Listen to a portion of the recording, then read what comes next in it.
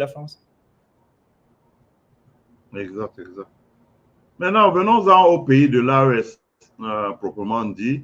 Donc, je rappelle, CAES, c'est la Confédération des États du Sahel. D'abord, juste pour que nos gens comprennent, qu'est-ce qu'une confédération? Et est-ce qu'il existe l'exemple d'une confédération, par exemple, qui a un système monétaire propre? La confédération, c'est plusieurs États qui veulent fusionner un certain nombre d'institutions sans pour autant centraliser la gouvernance. Parce que, par exemple, les États-Unis, on a la fédération parce que, tous ces États fédérés sont soumis à une même autorité de Washington, dont un seul président. Mais la confédération, c'est qu'on a presque les mêmes assemblages, mais chaque pays garde son autonomie de gouvernance. Donc, sauf qu'ils ont des politiques qui sont communes. Par exemple, la défense, ils peuvent harmoniser la défense, ils peuvent harmoniser les politiques industrielles, ils peuvent harmoniser pas mal de politiques. Mais, par exemple, la douane, ils viennent de commencer à harmoniser la douane. Mais au-delà de ces harmonisations, que chaque État garde sa gouvernance, sa structure étatique, donc son président, ses ministres et tout. Donc, c'est un peu ça une confédération. OK.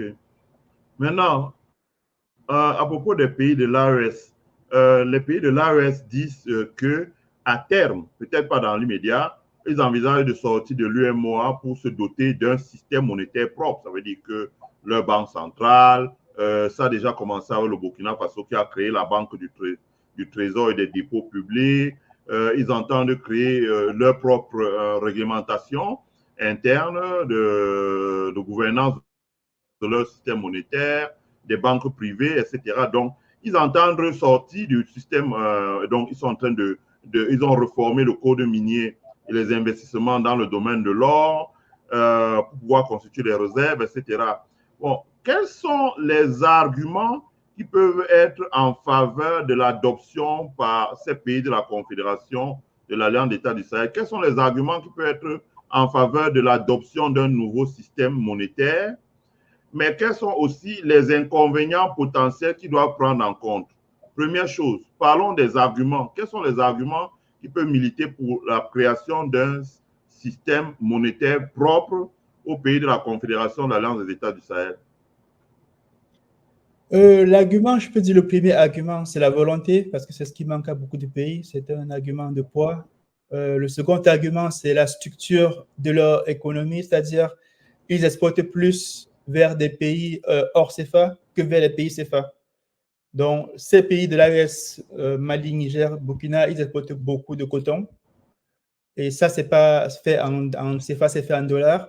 Ils exportent beaucoup de produits pétroliers, désormais des produits pétroliers, également de l'uranium et de l'or qui sont vendus tous en dollars. Donc, ce qui fait qu'au niveau des réserves de change, ils ont pas mal de leviers pour les collecter. Ça, c'est un premier niveau en termes de facteurs positifs qu'ils ont pour pouvoir avoir une monnaie autonome. Bon, maintenant, le côté contre, c'est déjà la gouvernance d'une monnaie est un peu exigeante. Donc, le côté contre, c'est qu'ils n'ont pas déjà un écosystème bancaire assez étoffé dans l'AES. Donc, l'objectif de la monnaie propre, je pense qu'elle est plus à moyen terme qu'à court terme. Parce qu'avant d'arriver à la monnaie, il faut déjà avoir des banques locales, donc une banque à capitaux burkinabé. Actuellement, je pense qu'il y en a une seule. À capitaux maliens, je n'en connais pas. Capitaux nigériens, je n'en connais pas. Donc, ils doivent commencer par avoir des banques commerciales qui seront justement chargées de les gérer. Parce que qu'est-ce que l'histoire nous enseigne, c'est que la crise qui s'est passée en Côte d'Ivoire au début des années 2010 nous a appris que lorsque tu fais une politique avec des banques étrangères, elles peuvent te lâcher du jour au lendemain. Elles peuvent chanter ton système monétaire, comme le disait Tundian Poimi avec le Zaïre de Mobutu déjà. Oui, oui. Donc, si tu fais ta politique en comptant sur les banques commerciales étrangères, elles peuvent te lâcher du jour au lendemain. C'est ce qui s'est passé en Côte d'Ivoire. C'est-à-dire, du jour au lendemain, les banques ont décidé de fermer le guichet et le président Barbeau était à court de ressources. Donc, pour que les BDAES aillent vers une monnaie propre, il faut déjà qu'ils aient un certain nombre de banques commerciales qui soient capables d'assurer la liquidité du marché, dans la disponibilité de cette monnaie-là. Parce qu'une fois que tu as décidé de battre monnaie, il faut maintenant faire l'interfaçage entre ta banque centrale et les utilisateurs. Et pour ça, il faut des guichets bancaires. Il faut pas mal de systèmes beaucoup plus huilés que ce qu'on a à ce jour dans cet espace-là. Et Ok. ça, c'est au On côté. va break down. On va break Ok, ça en petit pour que les gens puissent comprendre. d'accord. Je suis d'accord avec toi que si tu veux battre monnaie, par exemple, comme la Côte d'Ivoire, comme on a retenu ce qui s'est passé en Côte d'Ivoire, ça, je peux te garantir qu'il y a beaucoup de travaux qui existent dessus, ici aux États-Unis, au Canada, où les gens ont fait beaucoup de recherches là-dessus. Et beaucoup d'hommes d'État en Afrique l'ont lu. Je présume même que ceux qui dirigent la Côte d'Ivoire aujourd'hui l'ont lu, même s'ils ne le diront pas publiquement, mais ils l'ont lu pour comprendre un certain nombre de choses, parce que ce qui s'est passé là n'était pas bien du tout. Bon. On va break ça en petit. D'accord. Tu dis que s'il faut que les pays de l'Alliance des États du Sahel envisagent la création de leur système monétaire, la première chose, c'est d'abord le système de réserve. Ça veut dire qu'ils doivent travailler à avoir un système qui leur permet de constituer des réserves, soit en or, soit le stock d'or, soit en devises étrangères. Il faudrait que tu expliques mieux et en plus que tu éclaires les gens. Est-ce que les décisions qu'ils ont prises ces jours-ci, par exemple, en décidant de nationaliser ou de renforcer le contrôle de l'État sur les activités extractives, peuvent être des décisions qui, à terme, peuvent leur permettre d'accroître leur stock de réserves? Oui, oui. En fait, il y a, comme je disais tantôt, c'est qu'il y a l'aspect central, donc il y a l'aspect institutionnel qui est vraiment lié à tout ce qu'on peut dire réserve de change, convention monétaire. Ça, c'est l'aspect central. Maintenant, la monnaie, elle se vit ou bien elle s'utilise au quotidien. Parce que la valeur de la monnaie n'est pas seulement liée au store d'or qu'on a dans la banque centrale, hein, parce que qu'est-ce qui se passe, c'est que si le marché décide de dévaluer ta monnaie, ton store d'or, on peut appeler. Donc, en fait, comment on appelle ce marché financier? Donc, ça dit qu'on peut appeler la garantie. Parce que l'or, en fait, c'est juste une garantie, en fait. Pratiquement, qu'est-ce qui se passe? Je prends par exemple le cas du Zimbabwe qui est passé à une monnaie adossée à l'or récemment, le ZIC. Donc, comment ça marche en fait? C'est que lorsqu'il s'engage à lancer une nouvelle monnaie, il y a justement cette question de réserve qui se pose, c'est-à-dire il faut constituer des réserves d'or. Ça, c'est une chose.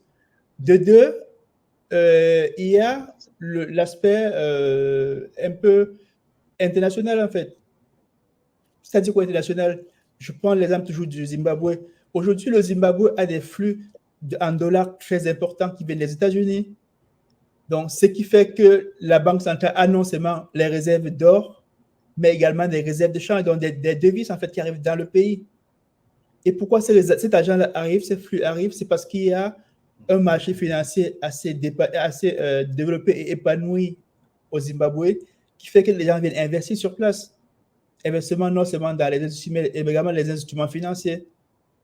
Donc, il y a cet aspect de réserve de change, c'est facile à faire. Quand on est le Mali et qu'on a beaucoup de mines d'or, c'est facile de construire cela en 6 mois.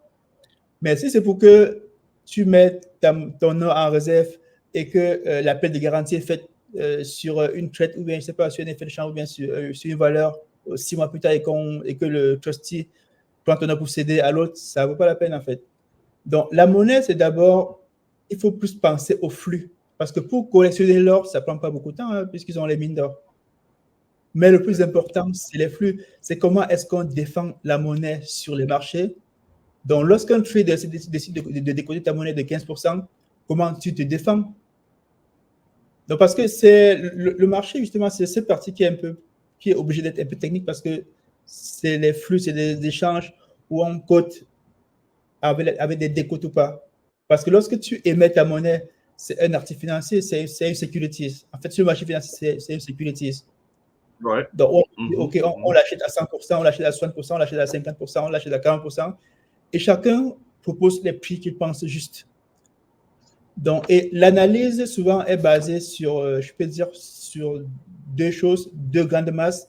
On a les fondamentaux du pays, c'est-à-dire le PIB, la politique, le système économique qui est là, les performances, dans la balance des paiements et tout ça, le budget, l'équilibre budgétaire. Donc, on a ces fondamentaux-là qui permettent justement d'avoir une préanalyse sur les monnaies en fait, qui sont cotées dans les monnaies flottantes.